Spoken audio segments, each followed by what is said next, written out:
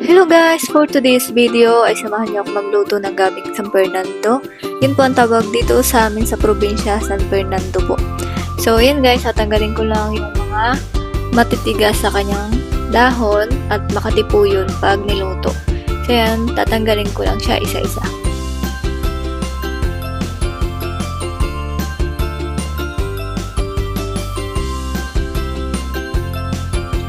Pagkatapos ko siyang tanggalin ay isisit aside ko muna dito at mamaya hinumain ko na siya isa-isa.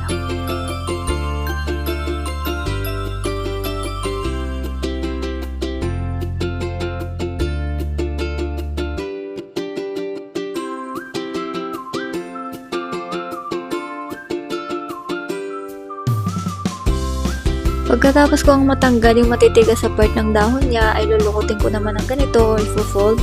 And then, hiwain ko lang siya sa gitna at i-slice ko na siya ng maninipis.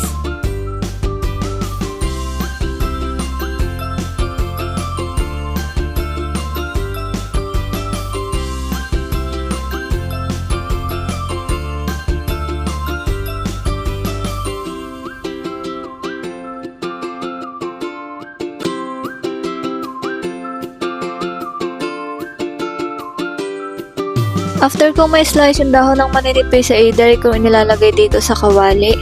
At ayan, pagkatapos ko may slice, nilagay ko na lang yung tanlad at saka yung suka pang patanggal ng kati. So after nun, tubig at saka ko papakuluan.